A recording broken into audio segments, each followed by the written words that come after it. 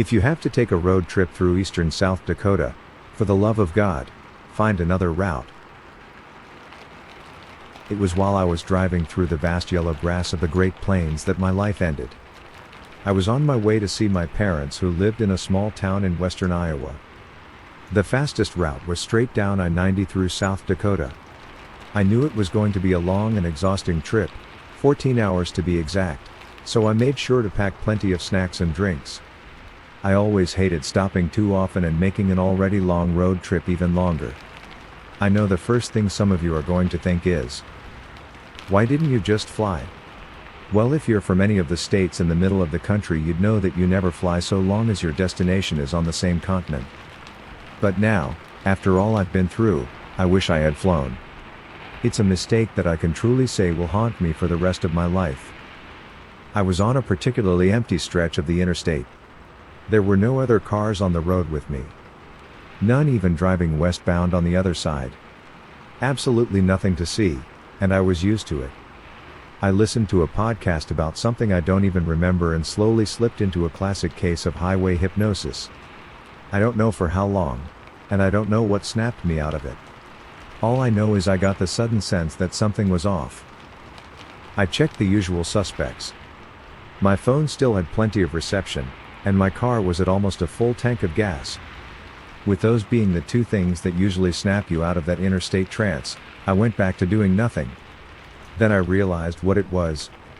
What wasn't there? I hadn't seen a single car in minutes. That doesn't sound scary when I say it. It wasn't. But it was very strange. I had gone an extraordinarily long time, in the middle of the day, on a Saturday, without seeing a single car. My brain told me not to worry. That it was perfectly ordinary and that I would see someone else sooner or later. And hell, maybe I saw a bunch of cars in the last few minutes and just zoned them out. But then I noticed something else that was missing. Something that I absolutely would have come across. Not a single exit. Not a single billboard. And once I began to pay attention, not a single mile marker.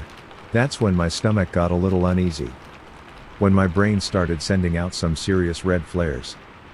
I grabbed my cell phone from its mounted charger and switched apps to my GPS.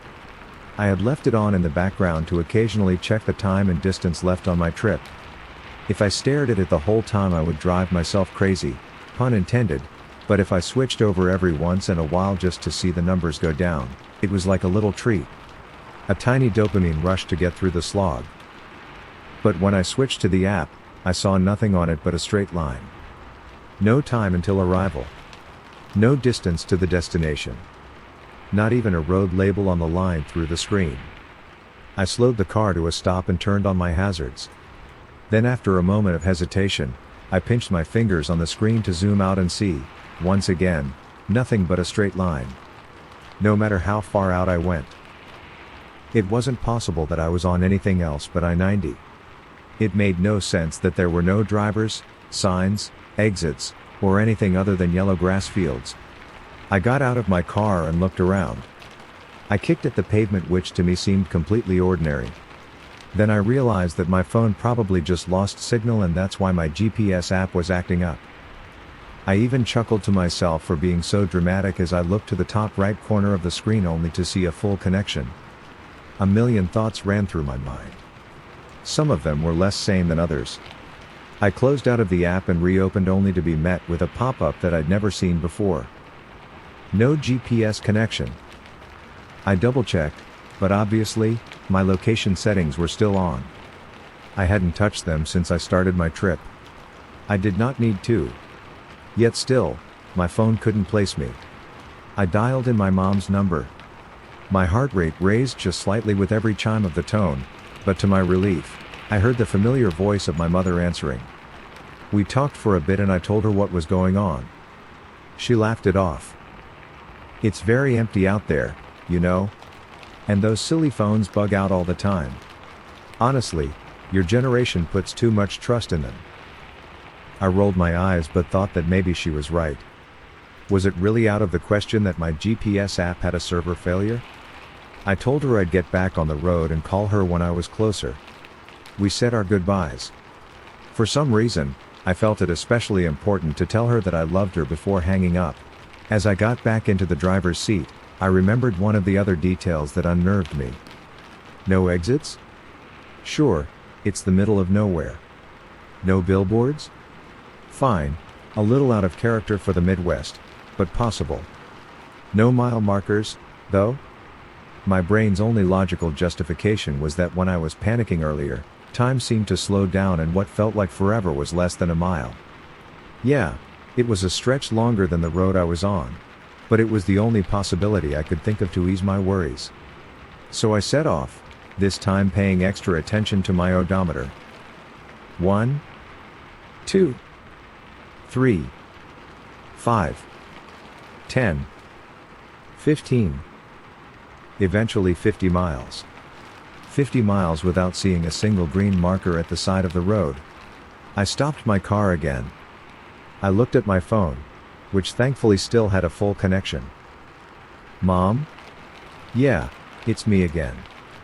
No, I'm not any closer. Don't laugh, but this is starting to freak me out. Would it be dumb to call the highway patrol? You know, just see if they can look out for my car? Yeah, okay. I'll call you back later. Goodbye. I love you, Mom. I called the highway patrol. To their credit, they sent people out despite how crazy I must have seemed. The lady on the other end asked me what mile marker I was near. I tried to explain to her that I couldn't find a mile marker, not a single one in over 50 miles. She asked me what the last town I remembered going through was. Murdo, I said. Then she told me to stay put and to turn on my hazards. I gave them the description of my car's make and model and hung up the phone. Just for a moment before I called my mother back, I stared off into the distance. Into the vast, empty plains. I realized I saw no hills. No trees. No shrubs. I described the situation to my mom. I told her everything, and we talked for several hours about our plans when I arrived. About some drama between my mom and her coworkers. Anything that would make my situation seem normal. We went on until I got a call from the highway patrol. What the lady on the other end of the line told me shot my anxiety past anything leading up to this point. As I stared into the cloudless blue expanse, and at the sun in the middle of the sky. What was unmistakably that same noon on a Saturday? The lady said to me, "We're calling off the search for the night because of the dark and the storm. If you're still in need of assistance, please call back." I hung up the line. And I sat in silence. The dark? The storm? Eventually, I turned my car back on. The dashboard said 9:37. I had a half tank of gas now. That little orange needle bobbed ever so slightly back and forth as I thought. I made my decision and shifted into drive. Into and through the grassy median, onto the opposite stretch of road.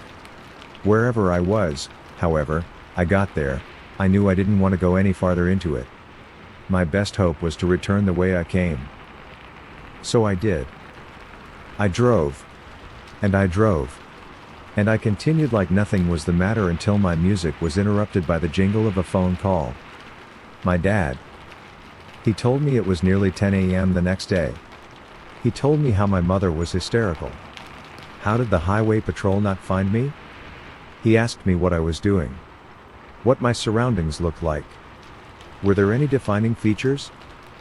I told him straight. There was nothing. The sun hadn't moved, not an inch. The road never curved or dipped. There were no signs, no animals, and no clouds in the sky. Not a single rocky bluff or lone cottonwood tree. Nothing but empty grassland, twin belts of gray asphalt to split it, and me. I told him that my gas was almost out. And I joked that he should bring me some more. My worry only worsened when my usually jovial father couldn't spare a chuckle. We talked for a while. He told me stories from my childhood. The first time we played ball. The first time he took me to work with him. I teared up when he told me how proud he was of what I had become. I had to stop the car. My throat was tight and nearly swollen shut from the sorrow. And then my mom took the call. She told me all about the day I was born. Every little detail. what time it was, how much I weighed, about what she ate for breakfast that day, and how hard I was to deliver. But also about how worth it I was in the end. I could hear her sobbing as she told me she loved me. And I was a mess as I said it back. I told them I would call again in a moment. That I needed to get my bearings right. Then I drove until the little orange needle kissed the E. I stared at the haunting 0 on my dash. The number that told me how many miles I had left. And I coasted it out as long as I could until my car slowed to a stop. I didn't react. I just sat there, munching on a granola bar I had packed. Then I slipped into an uneasy slumber, and I awoke to the bright sun above me. Into a car so sweltering, I could have easily overheated. For a while, I cooled down in the little sliver of shade on the side of my car. That's when I stared down at the pavement. I studied every minute detail. Every crack and dip. There wasn't a single ant. No fly in the air. Not any kind of bug. I emptied my car of all the food and drinks that I had. Put it all in one of my duffel bags that I emptied of clothes that I no longer needed. As I slung the bag over my shoulder, and continued my journey on foot, I realized that I had to take this last chance to warn anyone else. 100% battery. I left it on the charger as I drove because I knew deep down that once this device ran dry, I lost all connection to the outside world. Before this phone is dead, I will call every person I can think of. I will say my farewells. I will forgive what I can. I will hope to be forgiven. It's a better end than most get, I suppose. Maybe somehow my loved ones will get closure. Though I doubt anyone will ever truly understand what has become of me. But I didn't want my mother to blame herself. I don't want her to live the rest of her life in grief. So I did call her back. I told her I'd found an oasis. Cool water. So many animals to eat. So many trees to use. I told her that even though we'll probably never see each other again, that I will be alive and well over here. As I told her all those fairy tales, while simultaneously staring at the same expansive nothingness. We both knew I was lying, but neither dared say so. At this point, I am certain I will die. Will I go slowly from starvation or thirst? Or find a way to end it sooner? Will I cling to the last shred of life I have left? Fill my mouth with prairie grass. Slog on until the malnutrition takes me. I am not sure. My delusional mind still wants to debate. It wants to believe these are choices that I won't have to make. But deep down I know that's where this path will take me. Though I do not know where this cursed road leads, I do know where it will end. At least where it will end for me. And so now I write this all out. I write it as I sit in the center of the road, so far that even my car is now lost. I eat the last of my rations, and I leave you with one final message. Never take this road. Never follow it into the middle of nowhere. And if you must do so, pray that you do not end up where I have. To everyone who knew me. Goodbye.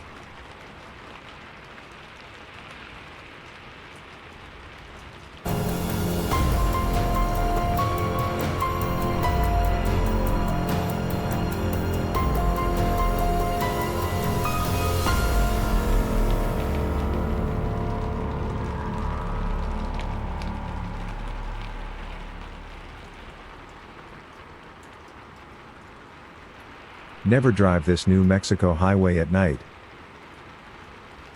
I was on an assignment for the Army, making my way up from San Antonio, Texas, to Tacoma, Washington.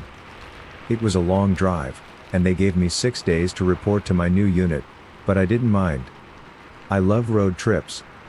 There's nothing like the freedom of exploring the world by yourself. On the first day of my journey, I planned to get as much driving in as possible so I could spend a few days in Utah, a sort of mini vacation, you could say.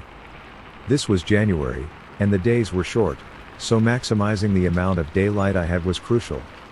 I got up extra early that morning, carried the last of my bags out to my Corolla, signed out of my old unit, and hit the road at roughly 5 a.m. It was an amazing day. I saw the landscape transform around me as I headed farther west than I had ever been in my life. From the San Antonio metropolitan area to the savannas of the Edwards Plateau, to the pancake flat farmland of the Great Plains region, America's breadbasket. Finally, the farms opened up into prairie and I saw the Welcome to New Mexico vertical bar, the land of enchantment sign. Now I was really in the middle of nowhere. Continuing on US Route 380, I eventually found myself in Roswell. I could have gotten a few more hours of driving in and made it to Albuquerque, but I figured since I was in no rush, I might as well see what Roswell had to offer. Who knows if I would get a chance to visit again? As a fan of the strange, dark, and mysterious, as Mr. Ballen would say, I took a self-guided tour of the shops and attractions. The next day, I continued to Albuquerque, then westward on Interstate 40. By the time I reached Gallup and started northbound on US Route 491, I still had 2 hours of driving left before crossing the border into Colorado, and another 45 minutes before I would get to Cortez, my planned stop for the night. However, my daylight was already running out, as sunset was at 6 p.m. I got Starbucks and refreshed myself for the final stretch. It was supposed to be easy. Just a straight shot. But looking back on it now, I figured that, had I decided to stop in Albuquerque instead of Roswell the night previous, I would have already been in Colorado by now, and possibly be making my way into Utah. I would have saved myself from what was waiting for me on that desolate highway. Route 491 stretched far into the Navajo Nation. On either side of me were endless expanses of prairie bookended by dark indigo mountains on the horizon.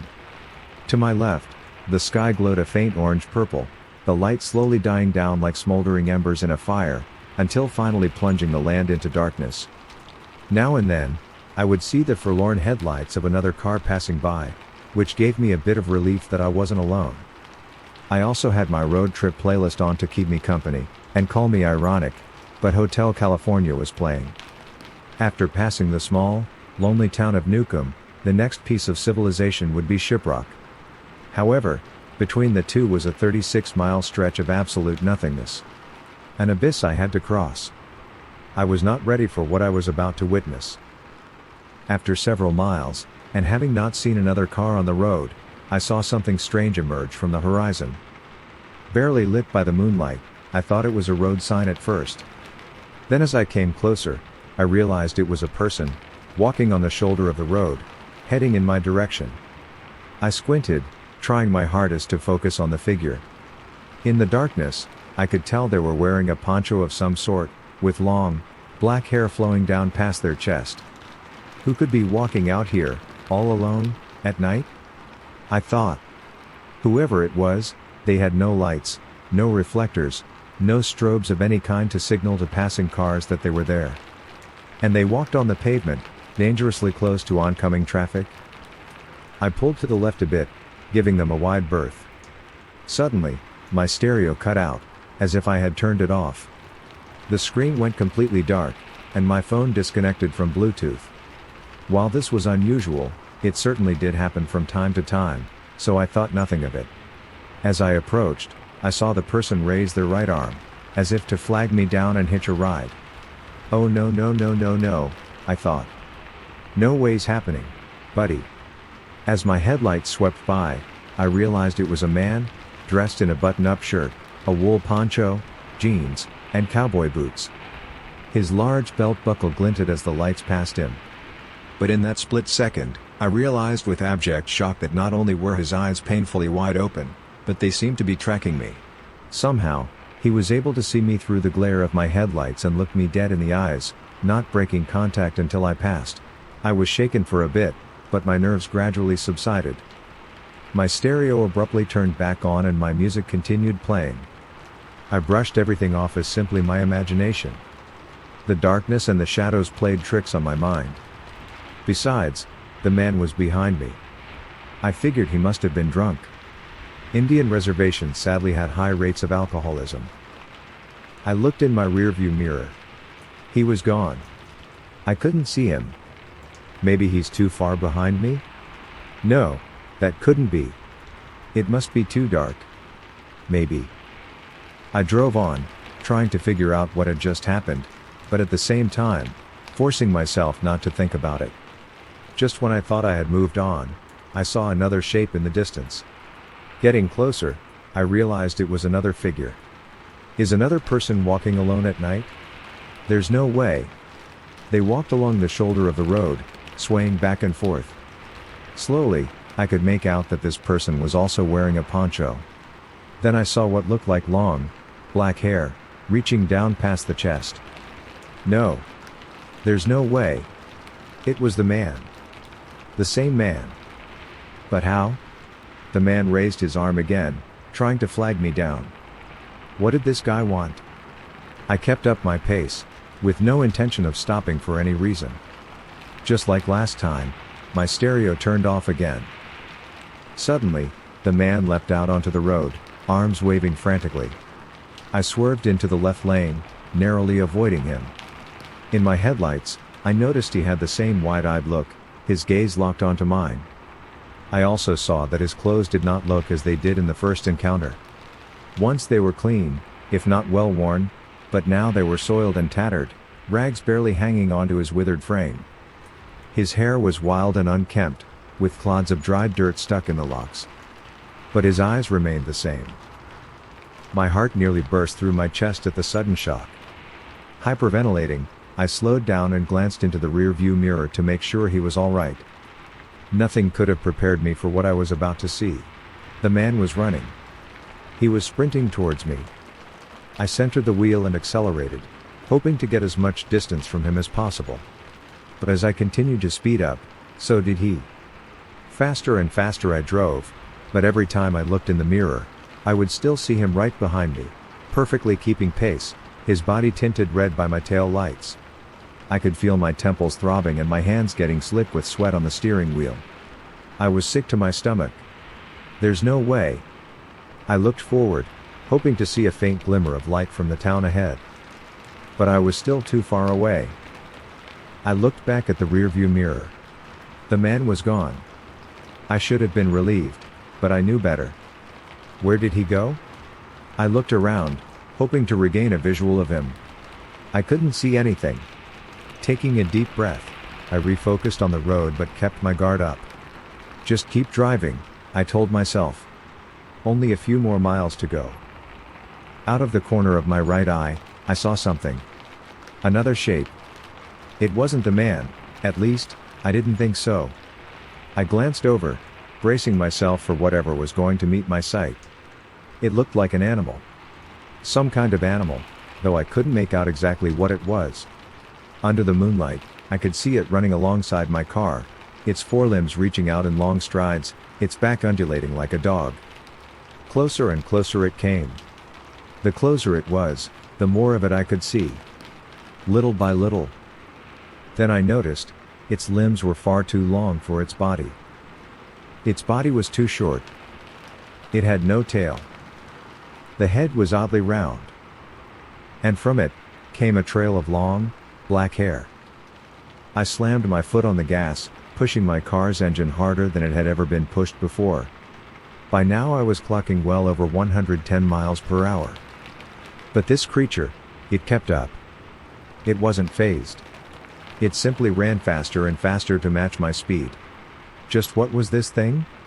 How could anyone or anything run this fast?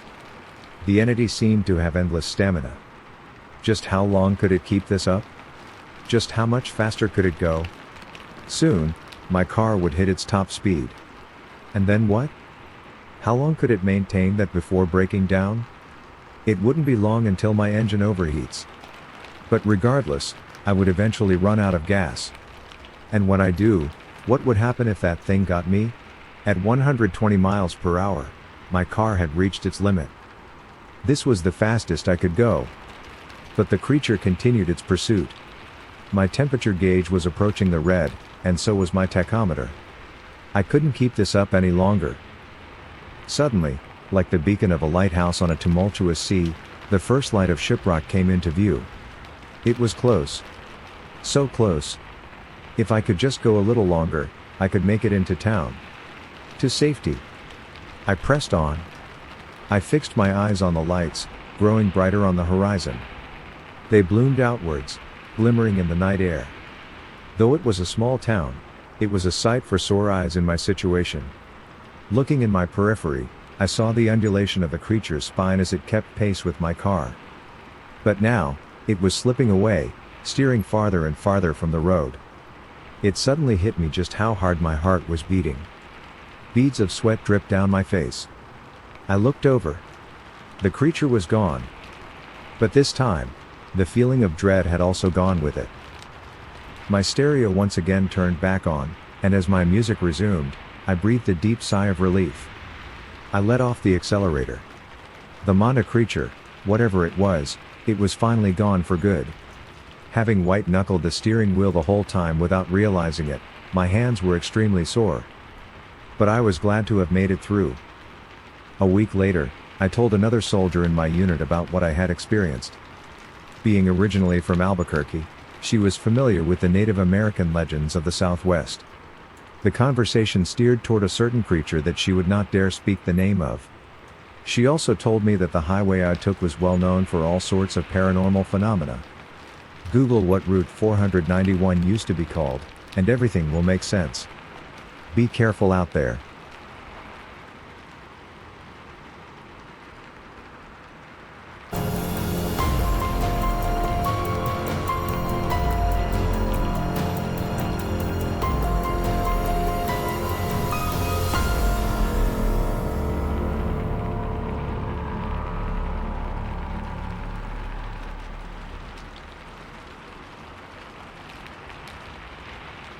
I'm a missing persons investigator. This case made me quit. Just a little information for you all before I tell my story. My job is to find missing people. Families and police stations usually call me and others like me to find said people. Throughout my career, I've found quite a few people, but some I've never been able to find. Despite that, I took pride in my job because I could find and help people. But after this case, I haven't been the same. I will warn those with weak stomachs that what I am about to say isn't suited for some. A few years back I was contacted by a family I'm friends with. They were searching for their missing daughter and her 2 friends. They had gone on a cross-country road trip. A week into their road trip, all contact between them and their families was cut off. The families went to the local police, but there wasn't much they could do, so they turned to me. The case was somewhat personal, so to say I was impatient to find them was an understatement. I first had the families pull up their messages between them and their children. I had to cover every base, from them wanting to run away from home to someone wanting to harm them. I got the license plate of the car they took and ran it through multiple databases to find it in any CCTVs along the roads they took. I got a ping that the car was seen at a gas station a few states over. The gas station was on a long desolate road. The road itself wasn't in the best condition and the gas station didn't look all that good. Upon showing the clerk at the gas station their pictures, he confirmed that he had seen him. They looked fine at the time and were headed west. I thanked him and followed the road westwards. While driving down the road, my tire went out and I crashed into the side railings. Thankfully, I didn't sustain any injuries, but I was now stranded in the middle of nowhere. I decided to survey the area and noticed that the trees looked damaged. The sun was setting, so I grabbed my flashlight and peeked over the edge of the railings. Perhaps the car went off into the gully. I placed the flashlight in my chest pocket and climbed down the hill. At the bottom of the hill lay a wrecked car. The car looked so heavily damaged that they shouldn't have been able to get out, but somehow there was no one inside. Though dried and nearly concealed by foliage, there were some blood splotches. I went to my radio to call for some police officers and an ambulance, but to my dismay all I got was static. A twig snapped behind me and before I had the chance to turn around something hard connected with my head, and I found my vision going dark and my mind blank. I woke up in near pitch darkness, except for the light bulb that hung above me. My head throbbed painfully. What the hell happened? Assessing my condition, I was strapped to a chair with my legs and arms firmly bound. Based on my surroundings, I assumed I was in a basement. It smelled of rotten mold, and I struggled to not throw up. I could hear rats scurrying around just out of my line of sight. A door opened, and in walked a man who was so mutated that it was hard to say he was even human. "Hey! Who the hell are you?" I shouted. He came closer, and I could see a horrible grin plastered on his face. He held a knife in one hand. "You're the one who took those 3 girls, weren't you? What did you do to them?" I asked. He didn't respond, but he had a displeased look on his face. Before I knew it, he stabbed the knife into my hand. My body jolted from the pain and I wanted to scream out in agony, but I held it in. "You sick bastard, you probably get off to this, huh? Well, hate to break it to you, but it'll take more than that to make me scream," I retorted through heavy breaths. He tilted his head and began twisting the knife in my hand. The pain was unbearable, but I refused to give him what he wanted. I couldn't help the tears that built up in my eyes and quickly fell. He was still dissatisfied, so he pulled the knife from my hand. He placed it over my pinky, lining it up. I struggled against my binds as I knew what he was about to do.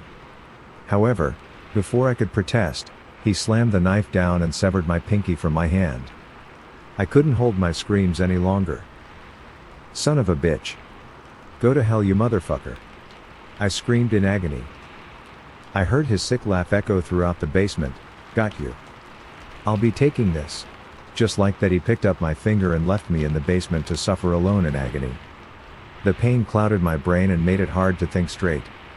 Blood still poured from my hand, coating the chair arm before dripping to the floor. After what felt like hours, I passed out from the pain and blood loss. I woke up once more and saw that my hand was bandaged with a dirty cloth. I looked up to see a horrific sight. In front of me sat a table with human body parts laid on it. The body parts were so mutilated you almost couldn't tell it belonged to a person. I gagged at the sight. "He's a fucking cannibal?" In his hands were a bowl and spoon. He was stirring the spoon in the bowl and turned towards me. Upon seeing I was awakened, he came over to me. The smell was putrid and I could feel my stomach turning at the sight of the contents of the bowl. I turned away, but he grabbed my face and forced my mouth open. He shoved the spoon in my mouth. It was horrible and tears filled my eyes. I spit the contents back out and vomited. He looked unhappy that I didn't eat it. He set the bowl down and walked over to a wall that held multiple tools. He grabbed some pliers and came back over to me. "What are you gonna do?" I asked, breathless. He didn't answer as he pulled off 3 of my fingernails. Tears fell from my eyes, and I screamed. His smile widened, and he laughed his creepy sick laugh. "You son of a bitch," I yelled. He didn't mind me and simply grabbed my fingernails, leaving me alone once more. Blood dripped from my fingertips. I hung my head low from exhaustion. Just how long have I been here? Out of sheer desperation, I moved my injured hand and, much to my surprise, it was easier to move than my other hand, perhaps due to the blood that coated it. I twisted and turned my hand slowly, releasing it from its bindings a little at a time. My hand and arm ached from the tight pull of the bindings, but after what felt like forever, my hand was free. I panted from the pain and held my hand close to my chest to relieve some of the pain. I then released my other hand and feet from the bindings. I rushed for the door, but it was locked. I searched around the basement, the dim light of the bulb being my only salvation. In one of the corners, I found a flashlight in a box. I flipped it on and was able to see considerably better. The basement floor was covered in old blood stains and rotten pieces of flesh, presumably human flesh. I dry heaved and focused on finding a weapon I could use. Unfortunately, whenever he left, he took the tools he had on the wall with him. I searched around and miraculously found a crowbar he left behind. I unscrewed the light bulb from its socket and fell into total darkness except for the light from the flashlight. I hid in a concealed area behind the door and waited for him to come back. After a while, I heard heavy footsteps and readied myself in the encompassing darkness. The metal door screeched open, and he stepped into the basement. Perhaps due to the unexpected darkness in the once poorly lit basement, he paused. I used that to my advantage and swung the crowbar as hard as I could against the back of his head. He grunted and fell over. I ran up the stairs, tripping over some uneven boards, and came out into an old, run-down, and decrepit house. I rushed through the house and barged through the front door. I ran into the chilly night air. I could hear sounds from within the house and dread filled me. How was he up already? I ran blindly through the woods, tripping over tree roots and slipping on leaves covered in dew. I stepped on something cold and metallic, and before I had time to react, it clamped down on my leg. The bear trap broke my leg in several places, and I screamed as I fell over, blood pouring from my leg. I could hear movement in the woods from the direction I had come from. I knew it was him. I pried the trap open and thankfully got my leg out. My leg was messed up beyond belief. It was mangled and I could barely stand on it. The noise got closer, so I forced myself to run. This, however, didn't work, and he appeared right behind me and tackled me down. He had an ice pick and was trying to stab me with it. I struggled with him and managed to knock it out of his hands. I kneed him in the gut, which released his hold on me, and I scrambled for the ice pick. He grabbed my mangled leg and dragged me back to him. I yelled in pain as he flipped me over and began strangling me. I couldn't breathe and felt my consciousness slipping as I blindly grabbed for the ice pick. I felt the cool metal and saw a ray of hope. I grabbed it in my hand and with one swift movement stabbed it into his neck. I pulled it out as his body recoiled. His blood squirted out onto me as I breathed in once more. He fell back onto the ground making a gurgling noise. I struggled up and continued limping onwards. I soon found a dirt road that led me to the highway. I collapsed on the side of the highway just as a car spotted me and pulled over. The person rushed to me as I succumbed to the darkness. I don't know much of what happened after that, but I woke up in a hospital a few days later. I was told that I was probably held in that basement for about 4 to 5 days. I was told I had gotten lucky, but I didn't feel like I had. Everything that happened broke me. How could I tell those families what had happened to their children? For months after everything happened, I still couldn't stand the smell or sight of meat. In the end, I wasn't able to tell them. A police officer who arrived at the scene had too. This case fucked me up mentally and physically. I walked with a limp and relied on a cane. Mentally I was even more screwed up. I could longer stand being near sharp objects, being in dark places, and I could no longer perform my job properly. I quit once I got well enough to go out and about. I'd like to say that somehow I'll get over this, but even after 4 years, I haven't mentally recovered from it. I'm not sure why I decided to share this, maybe I just needed to let it out, but stay safe nonetheless everyone.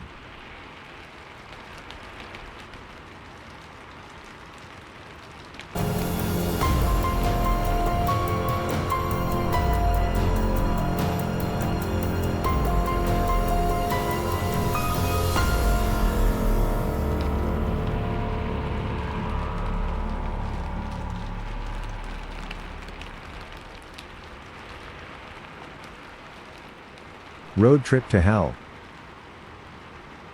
Are we there yet? I can't wait to see Granny, said my son in an excited voice. Not yet, buddy, not yet. We still have quite a long drive ahead of us. Ah. Oh, don't worry, we'll get there soon. My wife and 2 sons were going to visit my parents in Edmonton. It was quite a long drive, as we lived in the Fairbanks, so we had to stop and rest now and then. We were all quite excited. I remember the last time I saw my mother was over 2 years ago.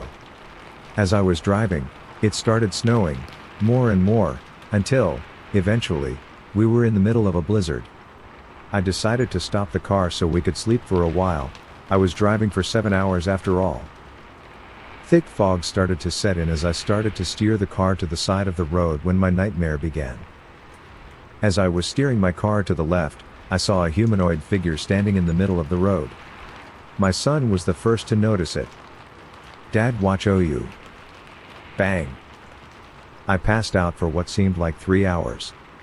When I woke up, I saw blood all around me. The car split in half. I turned around to see a sight that would haunt me for the rest of my days. I saw the lifeless body of my eldest son, split perfectly in half. I broke down crying as the insides of my son spilled all over the car seats. What is this nightmare?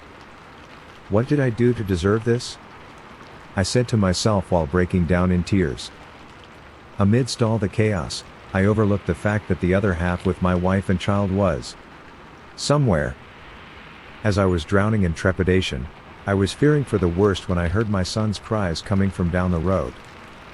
"Mommy! Daddy! Help!" A smile was drawn on my face. One of my boys was still alive. With all the cuts and pain from the crash, I carried myself out of the car and started limping towards the direction of the noise. I always carry a gun with me just in case I need to defend myself or my family. Surprisingly, the gun didn't go off or get damaged during the crash. I took it out of the holster and aimed it in front of me. The blizzard got stronger as the fog got thicker. I could barely see a thing when I heard my son's cries again. "Dad!" I tried to walk faster, but the snow was just too strong. As my son's cries got quieter and quieter, I heard something sprinting towards me. Who could run in this weather? I said to myself. In a sense of fear and panic, I aimed the gun in front of me as I saw something rapidly approaching as it got more and more visible in the fog.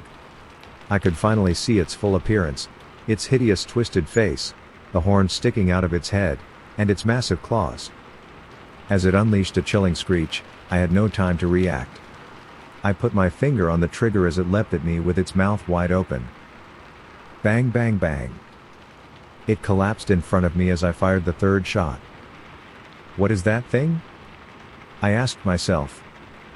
As my brain was processing what had just happened, I heard another demonic screech. Ready to kill, I already had my gun aimed in the direction of the noise, but it was different this time. I could hear the sounds of flesh being torn apart as a woman screamed her lungs out. All of a sudden, I heard my son's voice. "Mommy! Leave her, you evil monster!" Oh Lord! That was Stephanie. I walked as fast as I could towards the noise when I finally saw them. I saw one of those things devouring the now dead corpse of my wife as my son tried hitting him with a stick. In a panic, I aimed my pistol at the creature, steadied my hands, and pulled on the trigger. Bang bang bang. What the hell? I saw the gunshots bounce off its skin like it was rubber. It stood up and grabbed my son by the neck as it ran away while releasing another screech. I couldn't process what had just happened. I was perplexed. I was drowning in powerlessness. I felt a sense of misery. I put my gun up to my head, closed my eyes, and put my finger on the trigger. I was about to pull it when I heard, "Dad!" I opened my eyes and I saw my son standing right in front of me. I hugged him as hard as I could when all of a sudden, Kia! I felt him being snatched out of my hands as one of the creatures leapt at us and took him.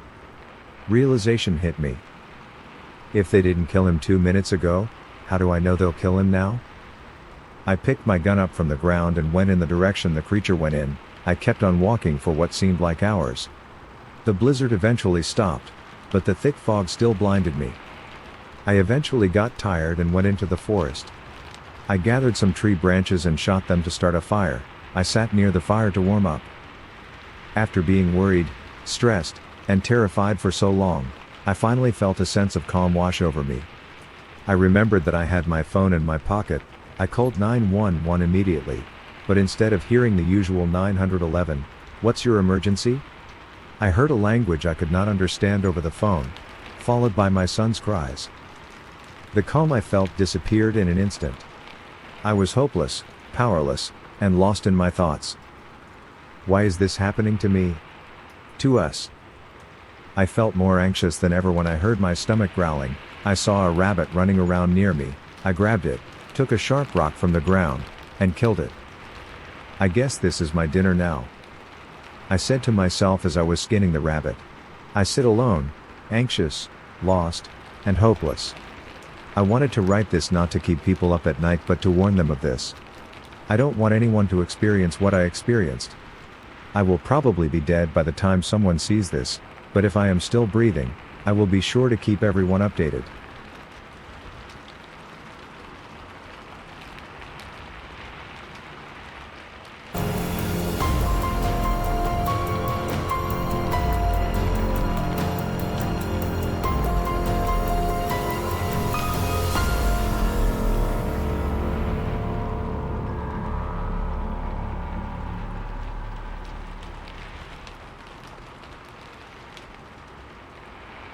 In the 90s, I picked up a hitchhiker who won't leave me alone.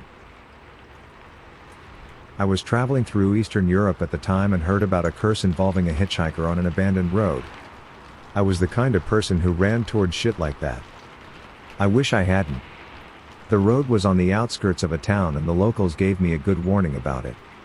The warning was simple: once the sun drops, don't drive down Zavodska Road. I asked if that was because of looters gangs or punk kids. But the locals said no. It was because of the curse of Avtostopnik, which is Ukrainian for the hitcher. They warned me to not just think about myself, but also about my friends and family. I was curious, but lied and said I'd take their warnings. That night, I went for a drive to Zavodska Road. On the map, it showed the road started and finished with dead ends that had offshoots left and right.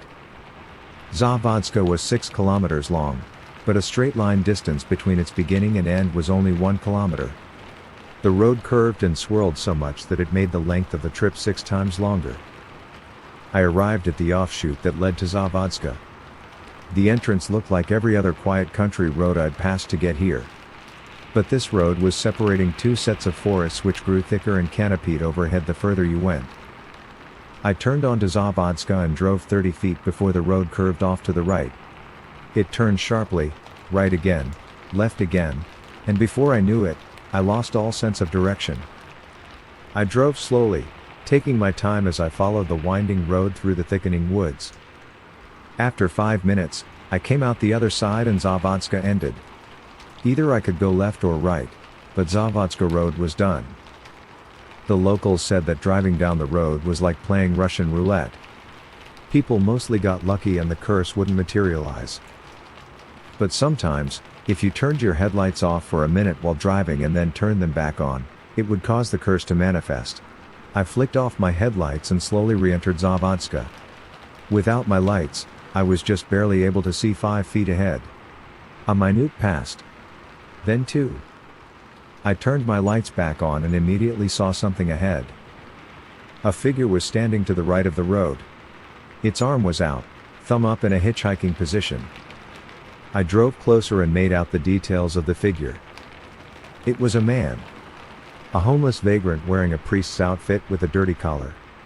His hair was dark and wild and his eyes were demented. His face was covered in bloody wrinkles. I couldn't tell if he was smiling or screaming. Within seconds of seeing him, I'd sweat through all my clothes.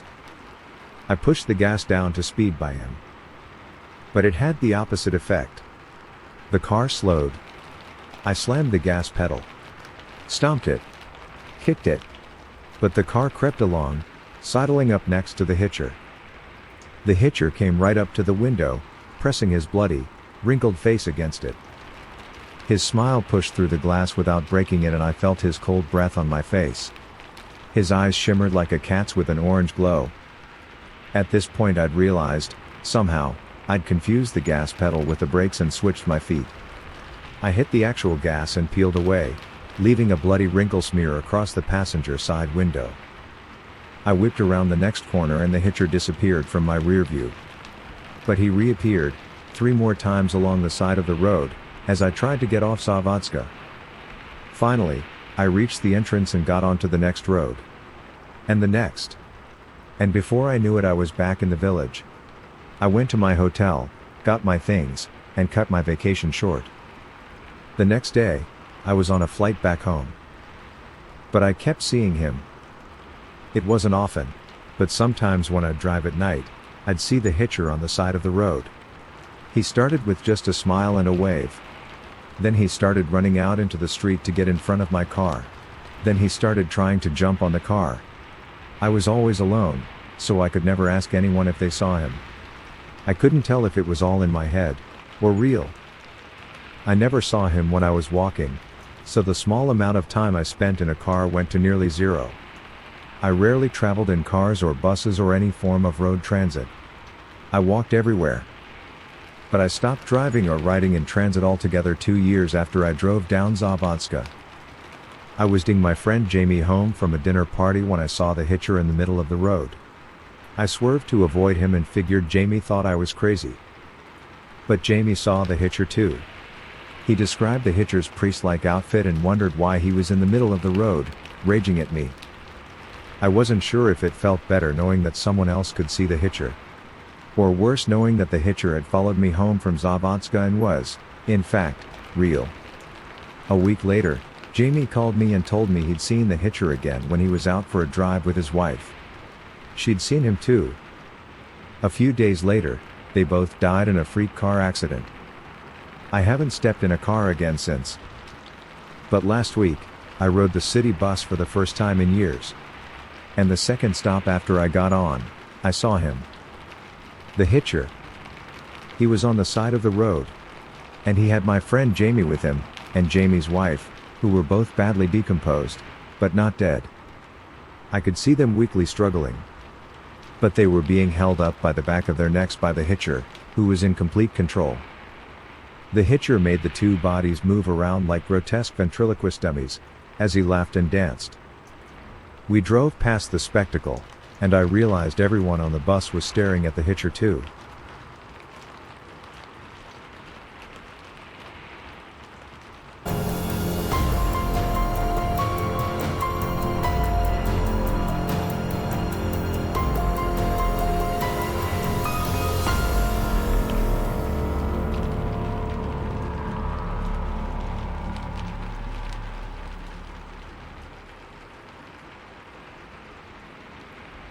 I went on a road trip during a blizzard. Somewhere in the depths, we found something that the government doesn't want you to exist. It was way back in the day when it all went down. Going to my friend's secluded cottage up north seemed like a good idea until the car wrapped around a tree in the middle of a raging fucking blizzard, 20 miles away from any civilization. I kept trying to convince my friends to stop at a hotel, but the driver and the owner of the car, my old college roommate Pat, kept brushing my concerns off as if the approaching snowstorm wasn't even coming. I bet he wished he had listened after the car crashed. "Shit," homie said, pulling me out. "Anything broken?" "No," I answered. The only other friend who was crazy enough to come with us, nicknamed Homie, a big old country boy, stood in front of the hood, inspecting the damage as best he could. Based on how smoke and sparks were coming out of the engine, we wouldn't be able to turn it back on without assistance. "Are the phones okay? We might be able to call for help." Pat showed us his phone, which had broken during the crash, and said, "Like hell, we can. We can't stay in the car, and if we don't want to freeze to death, we need to go somewhere to stay." He was right. The bumper in the front of the car was compressed from the impact, and after we had all gotten out, a very heavy tree branch fell on the roof of the car, crushing the metal into crumpled tinfoil. No way we were going to fit in that car. We were on a dirt road with woods surrounding us on both sides, and the closest town was 2 miles away. The snow was heavily blowing down, and as unusual as it sounded, there was a heavy fog obscuring our vision. "Well, let's at least get moving," I said. "A crackhead or someone might live along the road." They didn't argue. We put on our jackets, packed all the food and water we could carry, and we prepared to set off down the road, into a snowy abyss. When Pat pulled out 2 guns from the trunk, I got confused. "Why are you bringing the guns?" I shouldn't have even asked. When Pat went anywhere near the countryside, he carried at least 2 high-powered guns, because of an incident that happened a year ago. Pat closed the trunk and walked away, his shotgun in his arms with his revolver strapped to his side. "There's creatures in these woods. I've seen them before. You can never be too safe." I knew better than to question Pat. He was always a cautious, but extremely carefree and reckless dude who always paid attention to all the details around him. "All right. Looks like the fucking storm is blowing in hard," I said.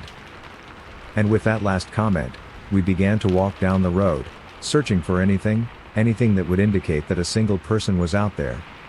As luck would have it, the immense snowstorm was keeping everyone inside, if there were even people living out here. To say that the cold was terrible was a vast understatement. We were only wearing light jackets and 2 layers of pants, and even that wasn't enough to keep us warm, given that there was a very plausible chance of catching hypothermia. "Shit, man. How far did we walk?" Homie asked, once our car was well out of sight. We're not even close, I said. Just shut up and wait till we get there. Guys. It was Pat. His face looked pale as if he was retelling the horrible incident he had gone through a year ago. So about a year ago, Pat had gone on a camping trip, alone in the woods behind his cottage. It was at the peak of the night when he heard something moving around outside his tent. Something big. When he looked outside, he saw something just beyond the tree line, and he could just make out that something's silhouette. According to Pat, who rarely told lies or made up stories, a thing was watching him. He remembered it very vividly. It was humanoid, but it wasn't human. It was 8 feet tall, extremely skinny, hairless, and it had antlers with an open head with several glowing orbs in the center. And after all this time, after everything, after all the nightmares, we were seeing the exact thing Pat had seen that night. Expect it was dead. But it wasn't just dead, it was mutilated. Mangled. The dead creature lay on its back on the side of the road, unmoving. The creature's entire body was skinny and pale, and its head was identical to a deer skull, complete with an impressive array of antlers that were snapped and completely shattered. One of the creature's legs was ripped off, and it looked like something enormous had taken a bite out of its shoulder and stomach. The creature was eaten. Killed. By a horror we couldn't even begin to fathom. And worst of all, the creature looked to be killed recently, with a blood trail heading into the woods. And based on how heavy the snow was falling, the creature would have had to be killed at least 10 minutes ago, for the blood trail to not be covered by snow already. Holy shit, man, homie exclaimed. Isn't that the thing Pat saw last year? Pat sighed and gritted his teeth. Yeah. It fucking is. I stared at the dead creature, and despite not wanting to know the truth of what happened, I already knew. Something bigger had killed this thing. But something killed it. This thing is already huge, so what killed it must be enormous. Pat looked away from the creature. It's dead, we know. But something killed it, and it's probably nearby. So I'm going to fuck it up. I looked at the blood trail heading deep into the woods. Then as Pat walked alongside us, loading shells into his shotgun, we turned and continued down the dark road.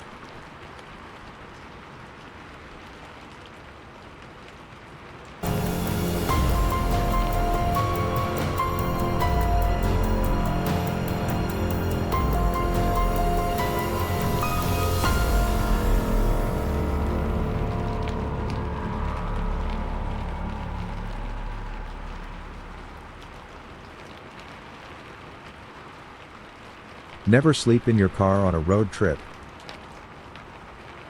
I'm from Connecticut. I was in a long-distance relationship with a girl from Georgia, and would often make road trips down to visit her. I don't mind, I love road trips. I've driven across the United States and back, all on my own. There's just something about traveling the highways of the US by yourself that's just so freeing. To save money, I would sleep in my car. It's not so bad. It's camping, in a metal tent. Makes you feel like you're really roughing it. I just recline the seat back, keep the key in the ignition just in case, and doze off. No, I don't put anything up to block the windows for privacy. Maybe I should have. The trip down south is a comfortable 2-day drive. My stop would usually be somewhere along the Virginia-North Carolina border. So, for my previous trip, that's exactly where I stopped that night. Rest stops were often less trafficked and thus quieter than truck stops. Normally I would have stopped at Love's, but I was so tired that I settled for the first rest stop I saw. It was oddly vacant that night, with only a couple of lone cars sitting forlornly under the amber street lamps. Most likely travelers with the same idea as myself. I pulled into a parking spot away from the others, under the shadow of a tree and far from the street lamps. I figured I would have more privacy there as opposed to being bathed in light. So, I did my usual thing, locked my doors, opened the window just a hair for ventilation, kept my key in, reclined the seat, and went to sleep. I was never interrupted on any of these car camping nights. So I never suspected anything on this one. Then a sharp tap woke me up. At first, I thought I had heard it in my dream. I opened my eyes, a bit confused. Since I was leaning back, I was facing the ceiling and couldn't see anything. I hear another tap. Like a tiny object hitting a hard surface. It came in an irregular rhythm. Was it raining? Was water dripping onto my windshield? I'm under a tree, maybe something fell from the branches. Maybe a squirrel or a bird has dropped something. What if a squirrel was climbing around my car? Or what if it wasn't an animal? The thought occurred to me that it might very well be a person poking around outside. What did they want? Were the doors locked? Yes. The keys were in the ignition. I could leave in an instant. Still, I lay there, completely still, pretending to be asleep. Pretending I hadn't heard anything. Hoping whoever it was, they would leave me alone. It was better to not find out. I was too afraid to find out. It was better to stay here in blissful ignorance.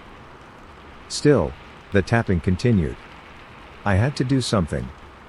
There was no way I was just going to stay there. I had to look. My heart was pounding. At that moment, it was deafeningly loud. Whoever was out there could probably hear it.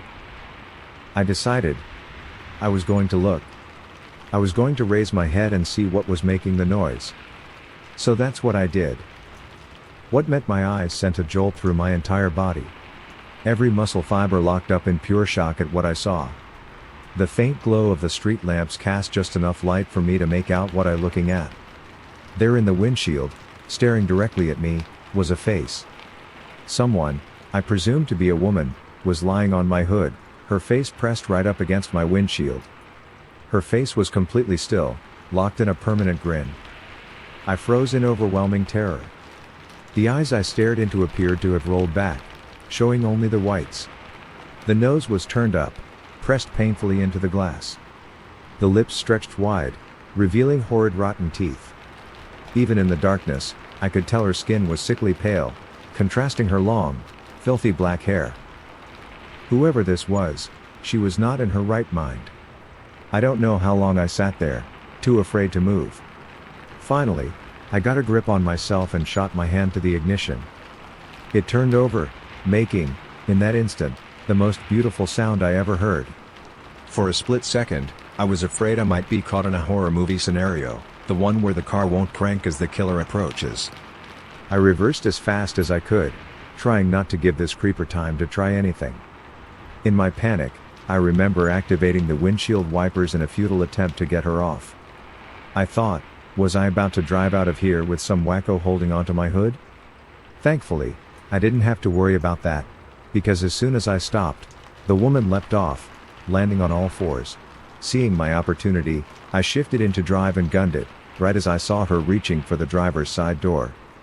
With my foot on the gas, I sped out of the parking lot.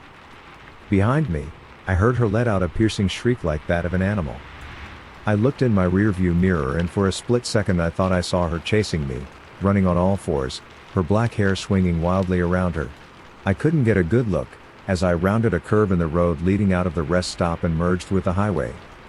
There, I picked up speed and drove through the night. I did not dare stop again until I saw the morning light.